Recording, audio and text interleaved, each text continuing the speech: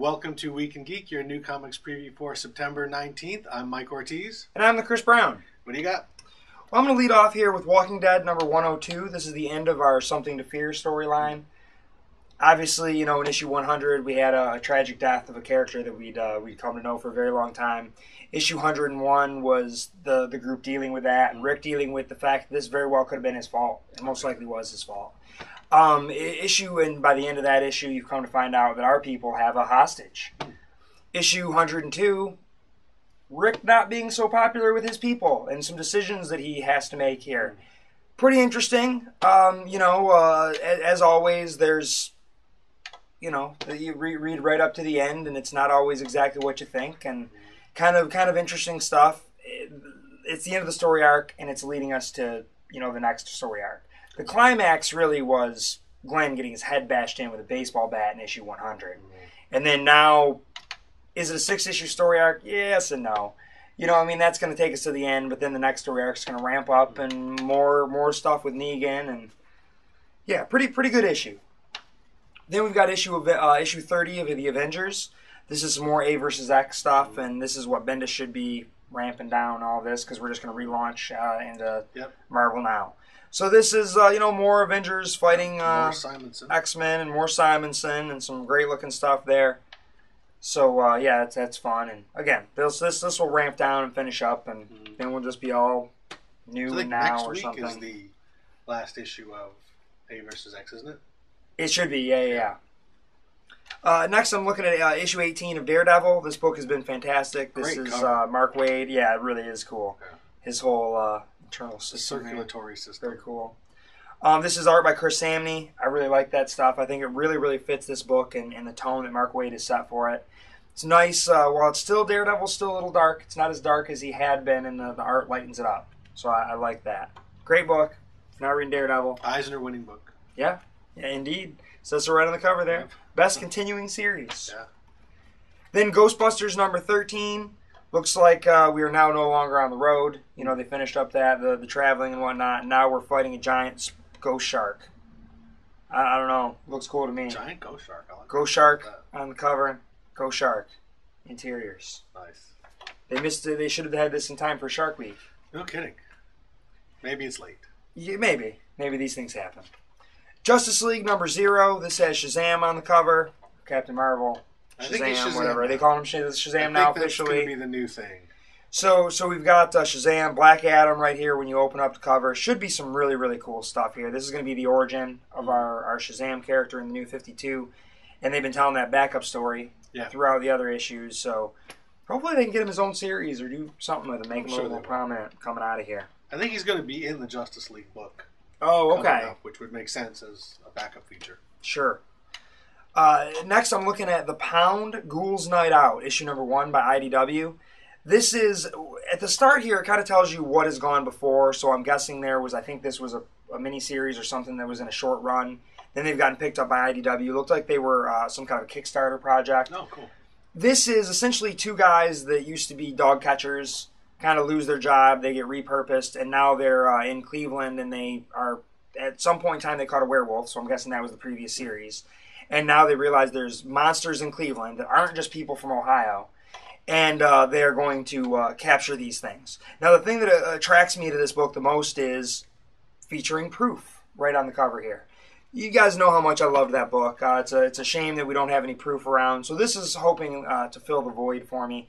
I did read this issue. I kind of like it. Kind of has a little bit of proof feeling, and also Screamland with the monsters, and maybe I'm feeling that way because there's a creature from the Black Lagoon in there, and it's like they're stroking my sweet spot with that. So all they need are monkeys in your set, and I'm all set. Absolutely, there's like werewolves and proof and creatures. It's awesome. I liked it. I enjoyed that first issue.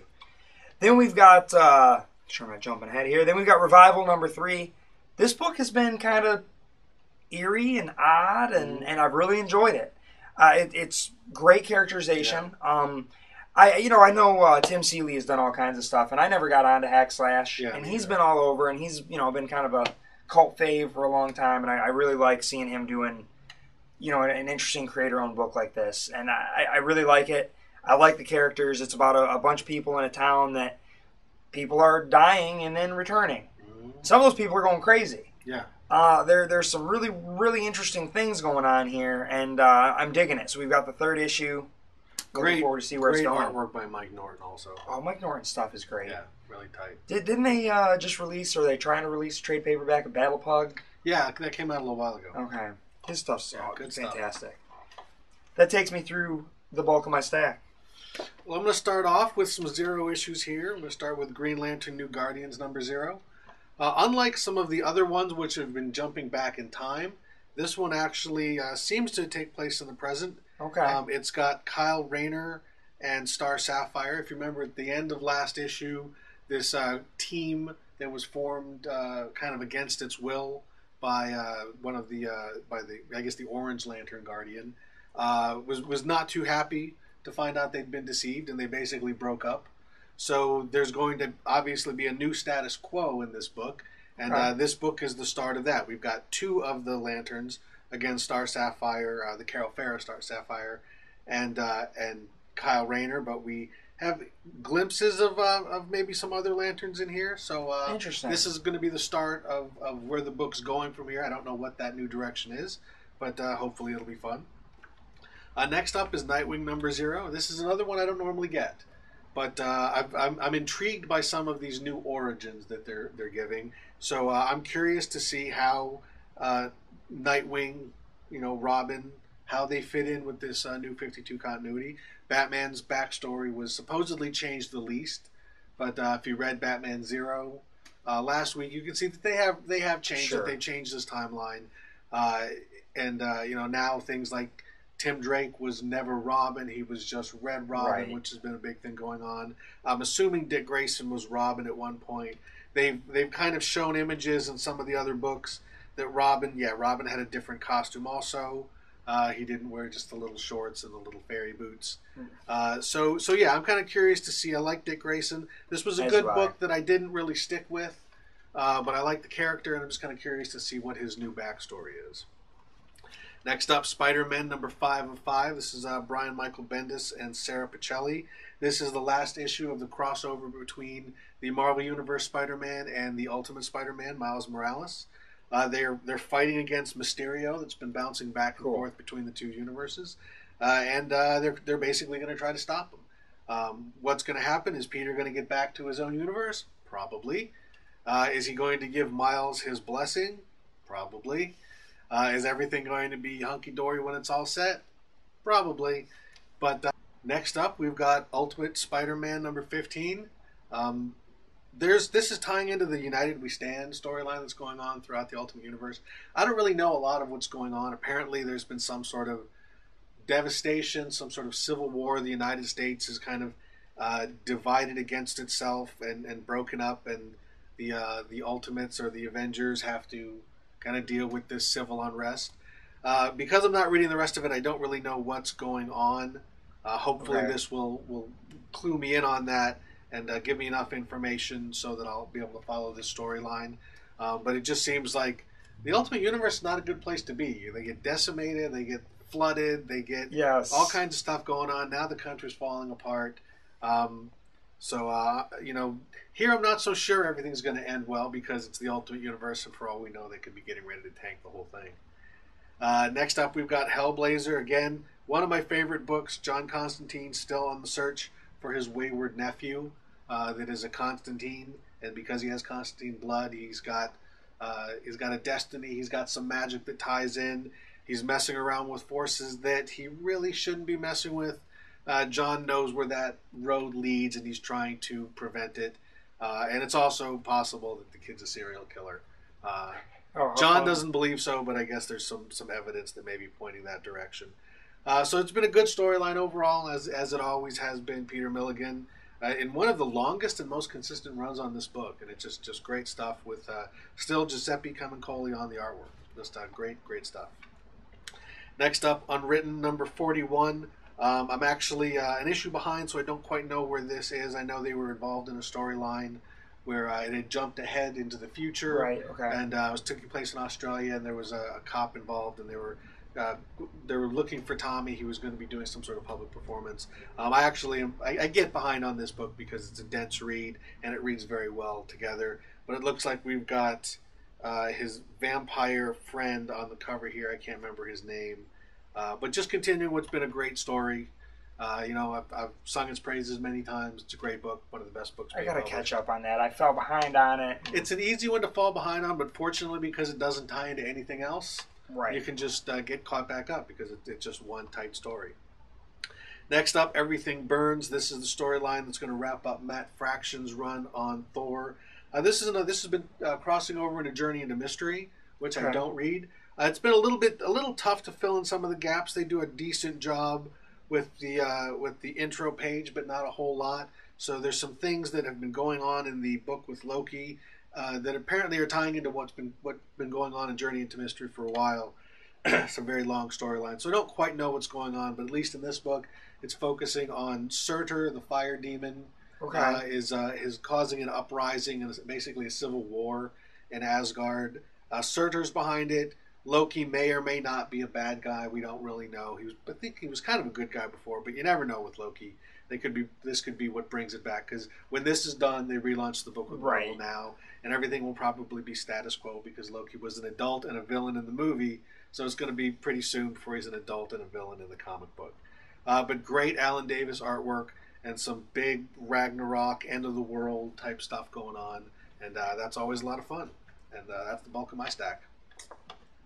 Would bring me to the top of my stack. I'm looking at issue 6 of Peter Panzerfaust. This is the beginning of a new story arc. We finished the last story, and they were trying to get to France and that sort of stuff. And now we're going to change tones here a little bit because we have a new narrator. There was someone new that is now being interviewed. One of the Lost Boys, essentially, that was with Peter. Looks like each story arc is going to be a different one of the kids as it goes along, and them remembering back what had happened. So I'm looking forward to the next arc and seeing where it goes, and I'm sure it's going to obviously tie in because they left off a little thread there in the last issue, but wasn't that particular storyteller's job to tell that part of the story, so we've moved to a different storyteller.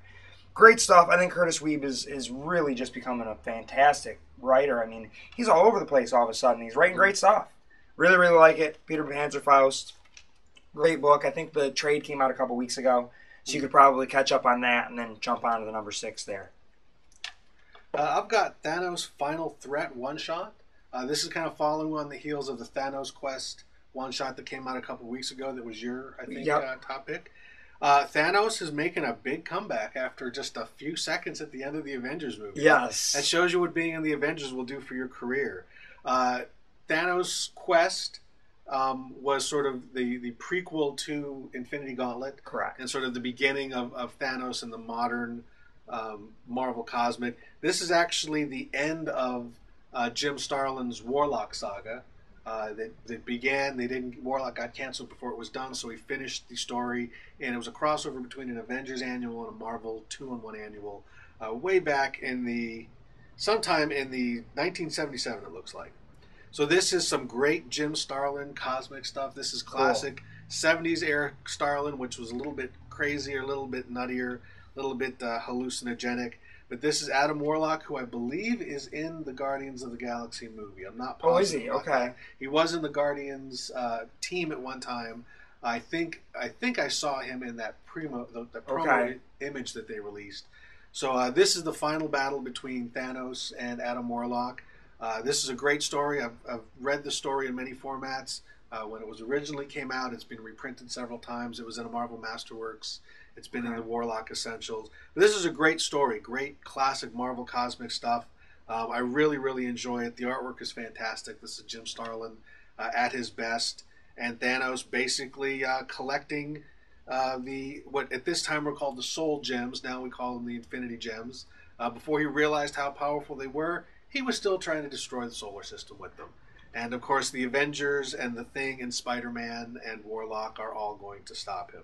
Great stuff. This was one of my favorite cosmic Marvel stories of all time, and I'm so glad that they're reprinting it. Thanos is a great character, so they got to get these out there, because, again, like you said, a few seconds in the Avengers movie and everyone went, holy shnikes, what was that? Yeah, now they're bringing decades worth of great stories back into print, and I couldn't be happier. I'm with you. So be sure to check those out at your local brick and mortar store, and that is your Week in Geek.